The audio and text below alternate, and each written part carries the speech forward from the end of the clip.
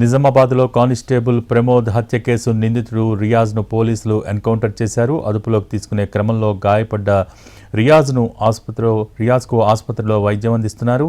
చికిత్స పొందుతున్న రియాజ్ పారిపోయేందుకు ప్రయత్నించాడు. ఏఆర్ కానిస్టేబుల్పై దాడి చేసి గన్ లాక్కున్నాడు. సెక్యూరిటీగా ఉన్న మరో కానిస్టేబుల్పై కాల్పులు జరిపి పారిపోయే ప్రయత్నం కూడా చేశాడు. పారిపోతున్న రియాజ్పై కాల్పులు జరిపారు పోలీసులు. కాల్పుల్లో రియాజ్ మృతి చెందాడు. కరడుగట్టిన నేర చరిత్ర ఉన్నటువంటి రియాజ్ ఎన్కౌంటర్లో మృతి చెందడంతో ఇక్కడ నిజామాబాద్లో ప్రజలు హాస్పిటల్ బయట సంబరాలు చేసుకుంటూ ఉన్నారు.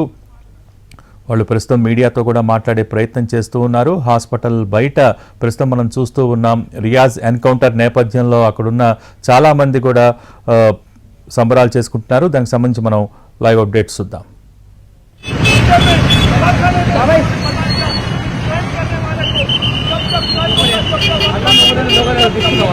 అన్నది కూడా లేదు.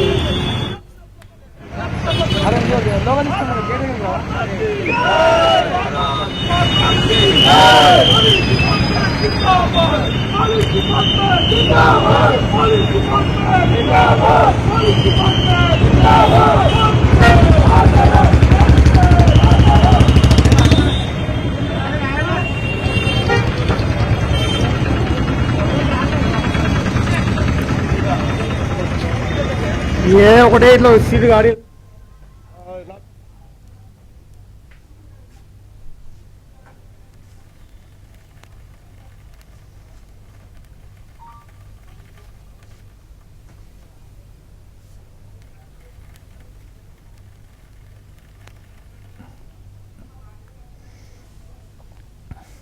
నిజామాబాద్లో కానిస్టేబుల్ ప్రమోద్ హత్య కేసు నిందితుడు రియాజ్ను పోలీసులు ఎన్కౌంటర్ చేశారు. అదుపులోకి తీసుకునే క్రమంలో గాయపడ్డ రియాజ్ను ఆసుపత్రిలో వైద్యం అందిస్తూ ఉన్నారు. చికిత్స పొందుతున్న రియాజ్ పారిపోయేందుకు ప్రయత్నించాడు. ఈ ఉదయం ఏఆర్ కానిస్టేబుల్పై దాడి చేసి గన్ లాక్కున్నాడు. సెక్యూరిటీగా ఉన్న మరో కానిస్టేబుల్పై కాల్పులు జరిపి పారిపోయే ప్రయత్నం చేశాడు. ఆ పారిపోతున్న సమయంలోనే రియాజ్పై కాల్పులు జరిపారు పోలీసులు. కాల్పుల్లో రియాజ్ మృతి చెందాడు. రియాజ్ నేర చరిత్ర కలిగిన రియాజ్ ఎన్కౌంటర్లో మృతి చెందడంతో అక్కడున్న ప్రజలు, పోలీస్ సానుభూతి పరులు కూడా చాలా ఆనందాన్ని వ్యక్తం చేస్తూ ఉన్నారు. పోలీస్ డిపార్ట్మెంట్ జిందాబాద్ అంటూ కూడా నినాదాలు చేస్తున్నారు. టపాకాయలు కాలుస్తూ అక్కడ తమ ఆనందాన్ని వ్యక్తం చేస్తున్నారు. ఒక నేర చరిత్ర కలిగిన కరడుగట్టినటువంటి నేర చరిత్ర కలిగిన రియాజ్ ఎన్కౌంటర్లో మృతి చెందటంతో వారు సంతోషాన్ని వ్యక్తం చేస్తూ ఉన్నారు. దానికి సంబంధించిన విజువల్స్ కూడా మనం చూస్తూ ఉన్నాం. నినాదాలతో హోరెత్తిస్తూ ఉన్నారు.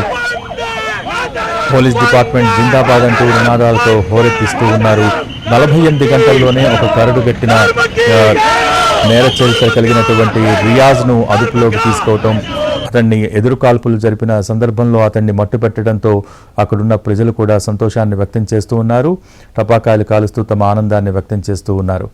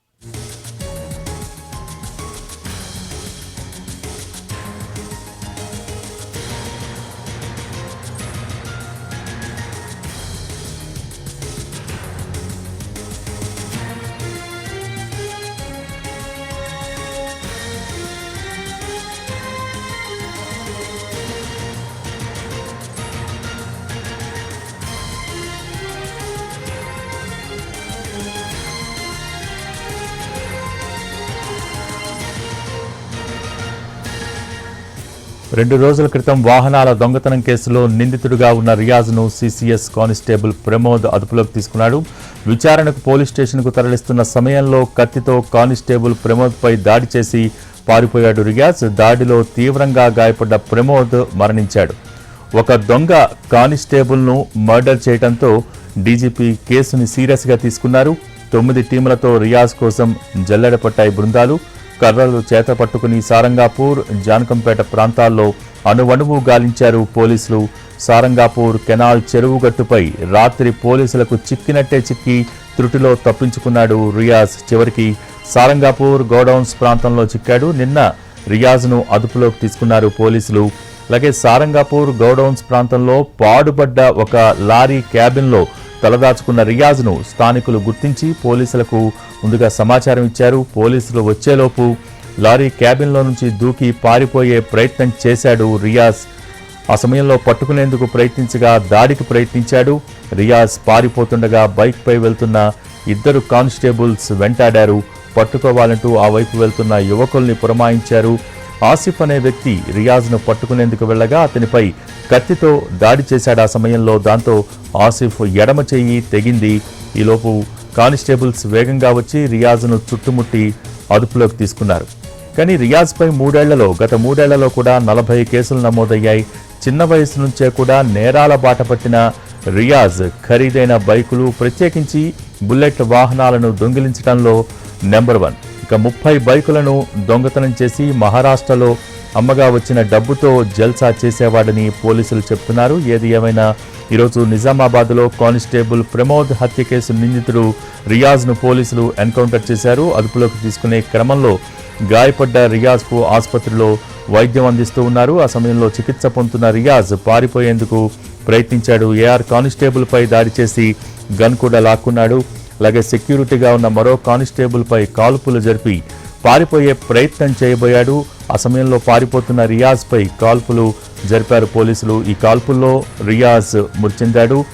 రియాజ్ ఎన్కౌంటర్కి ప్రస్తుతం ప్రజల నుంచి పాజిటివ్ స్పందన చూస్తూ ఉన్నాం. టపాకాయలు కాల్చి, బాణసంచా కాల్చి తమ ఆనందాన్ని వ్యక్తం చేస్తున్నారు. పోలీస్ డిపార్ట్మెంట్ జిందాబాద్ అంటూ నినాదాలతో హోరెత్తిస్తున్నారు. రియాజ్ తప్పించుకుపోతూ ఉండగా పోలీసులపై మరోసారి దాడికి తెగబడ్డాడని డీజీపీ శివధర్ రెడ్డి కూడా తెలిపారు.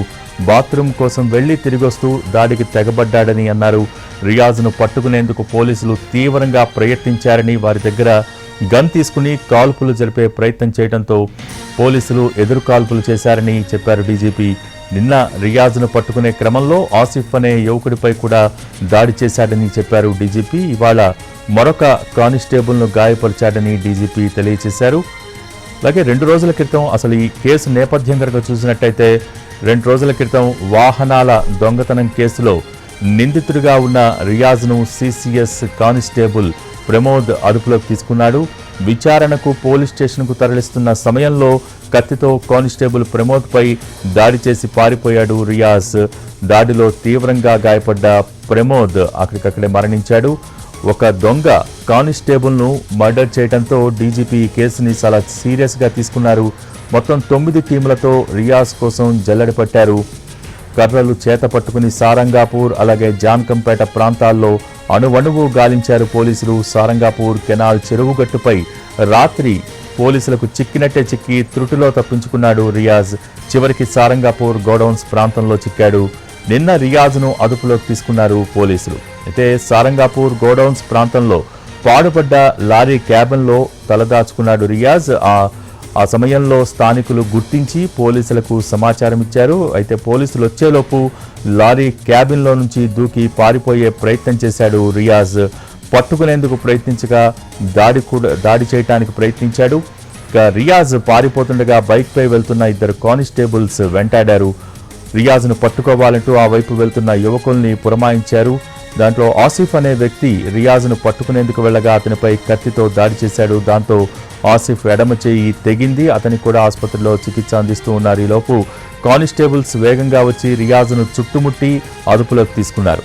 అయితే ఈ రియాజ్ నేర చరిత్ర చూసినట్టయితే గత 3 ఏళ్లలో దాదాపు 40 కేసులు నమోదయ్యాయి.